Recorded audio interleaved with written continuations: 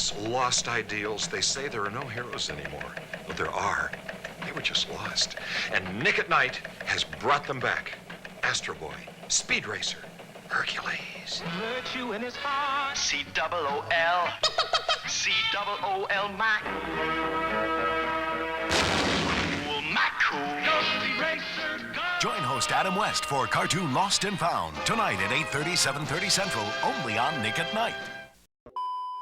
Cartoon Lost and Found was a late night television broadcast that Nickelodeon had during their Nick at Night block back in 1990.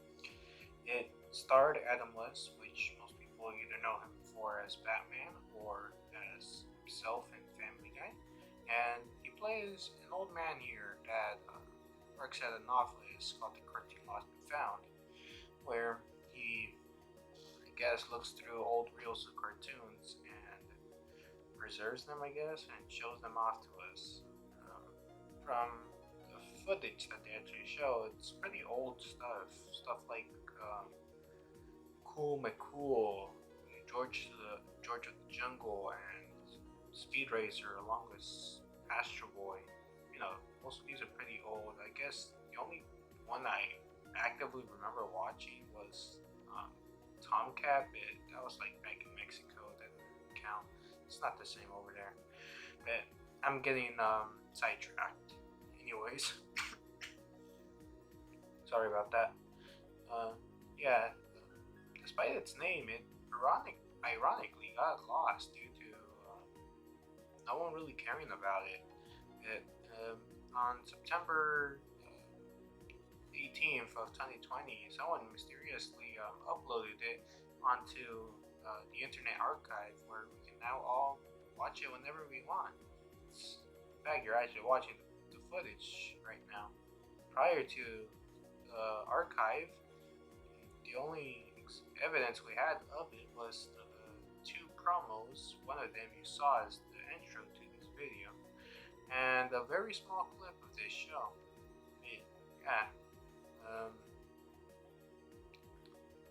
This is a pretty important piece of lost media, in my opinion. It's not all too important in the grand scheme of things, but it's pretty interesting that a piece like the live broadcast about lost media became lost media. So yeah, it's quite funky, you know.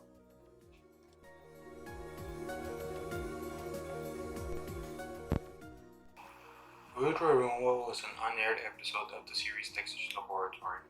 The main plot of this episode featured Dexter and Dee Dee having their politeness and rudeness split into two separate beings. However, due to the rude versions of them constantly swearing throughout the episode, Cartoon Network refused to air it. However, it did see several screenings at conventions during the late 90s. Unfortunately, it still fell into obscurity for over a decade.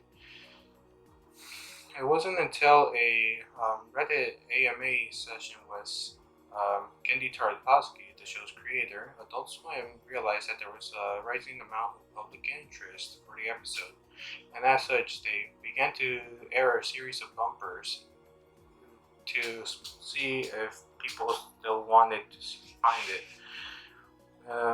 They did find the episodes, however, they needed to negotiate to get negotiations to get it put up online within a week or so after obtaining it, so they asked the fans to spread on Twitter #TellJeff. A few weeks passed with no updates whatsoever. However, on January 1st, 2013, Adult Swim confirmed that they had the episode by tweeting a photo of the episode's title card, along with a notification that the episode was going to be uploaded the next day. And as such, at 1 p.m. Atlantic time on January 2nd, 2013, they tweeted simply "Westlove from Adult Swim," including a link with the unaired episode. While most people took this with great stride, there were rumors of an uncensored version originally existing, presumably on a VHS tape. In 2017, Craig McCracken, one of the storyboard artists for the first 4 seasons, as well as this episode in particular, he did confirm via Twitter that uncensored audio was originally recorded for the episode. As of late, there has been no confirmed version out there. So, yeah.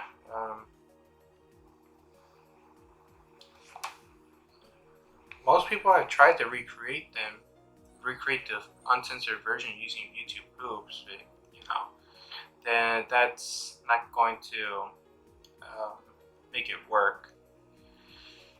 At least we have a version of the episode to see, right?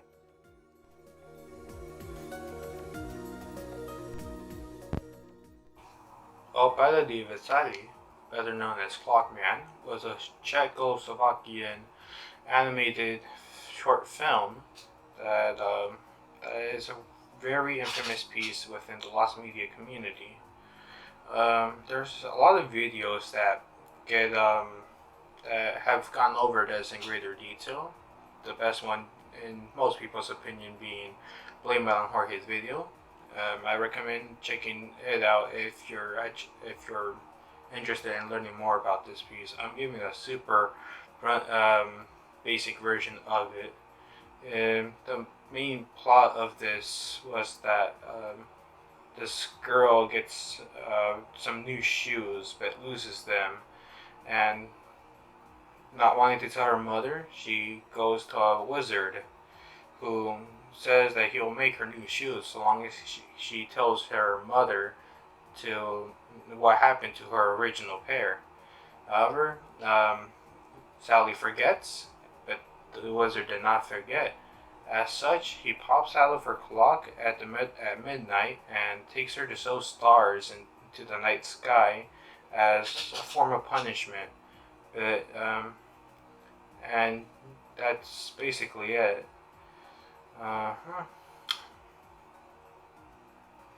And then she goes to tell her mother what happened, that she lost her shoes, and now that the wizard made her sew stars in the night and as replacement for her new shoes.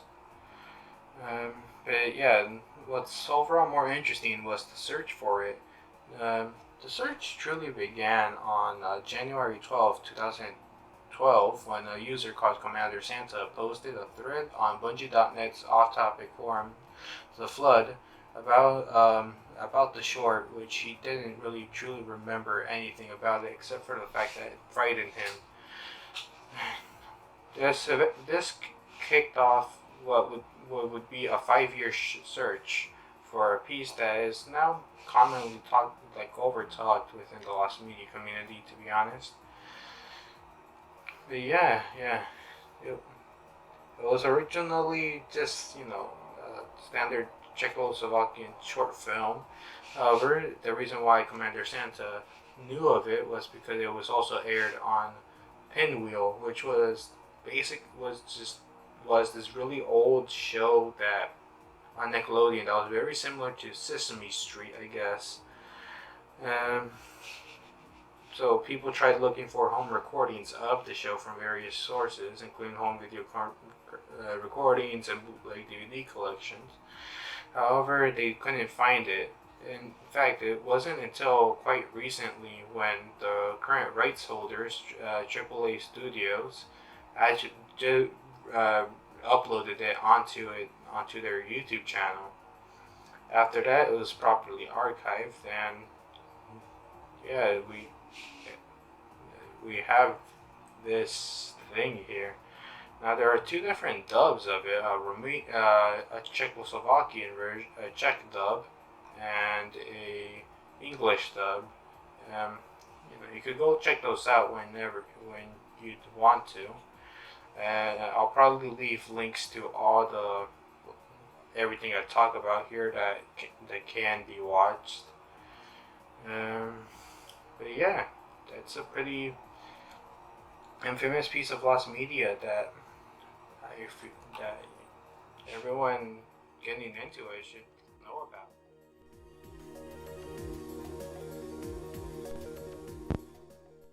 Metroid Dread is an action-adventure game that released on Nintendo Switch during 2021. However, it originally saw conception in around 2005. Yeah, 16 years apart. Um, Originally planned for the Nintendo DS, it was meant to be a direct follow-up to 2002's Metroid Fusion on the Game Boy Advance. However, if you know anything about this game, you would probably know that it was famous for being a game stuck in development hell for 16 years. Um, and while we do have the finished product on the Switch, we have no idea what the DS version even looked like to begin with. All we know is that it would have been a 2D side-scroller like Fusion and what it eventually became, and a bit of development history, but not too much given that they were pretty secretive about it. The name Dread was chosen because they wanted to instill dread into the player by having them be constantly chased by an unstoppable enemy, which would have been expanding on the idea of the SAX virus during Metroid Fusion, and which we eventually saw as the Emmy robots in the game. A bit later on during the conception of the game, E3 2005 document from Nintendo got leaked showing that Metroid Dread was confirmed to be on the DS, and as people do, it started spreading all over the internet with a lot of speculation and hype. However, come E3 2005, Metroid Dread was nowhere to be seen. In 2006, the game was officially announced in the official Nintendo magazine, given a release date of November that same year. However, due to complications in the development, the date had to be turned to be confirmed, and it urged readers to stay tuned for E3 to know more about it. But again, Metroid Dread was a no-show for E3.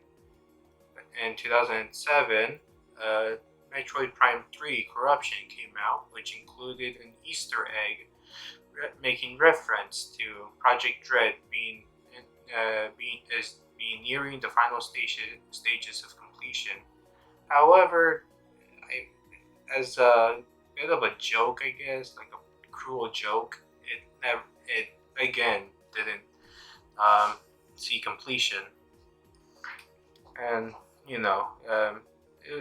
people just assumed the game was canceled after all that, but Nintendo denied the rumors of it being canceled. But again, they make us wait until E3 2009, and Nintendo RN31 ready the prototype to be showed to other divisions. However, the developers weren't really satisfied with it, so they decided not to show it off at E3, and once again, development was put on hold. The main reason was that the team had difficulties getting the ME enemy to work on the DS's pretty limited hardware, and while still being able to instill a feeling of fear and intimidation. While the game that we did get is great, and it's as close as to the original vision, we do not know what the DS version could have possibly been like because it was never released.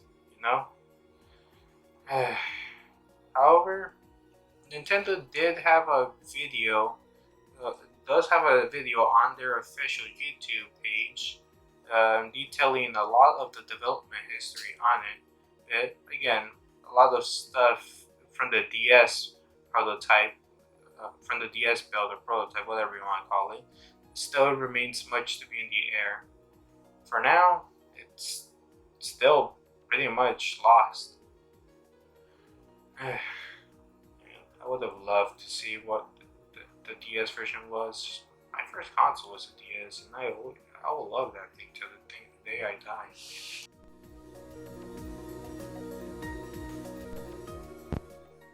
Hey guys, thank you so much for putting up with this video. It's my first time making like a lost media kind of video. I honestly don't know what I'm doing half the time, but hey, we all gotta start somewhere, right? So if you liked it, please feel free to like and subscribe, and please give me any type of feedback. I'm still new to this, so any criticism, negative or positive, I'll greatly appreciate it. But yeah, let me know if this is the kind of stuff that I should do. That little Metroid Dread section took me a while. There's barely any information like I have access to, so I had to stretch out all the images that I had. There's a lot of information, but there's not a lot of like proof of it. Oh well. Thanks for putting up with this whole video. Alright? Take care.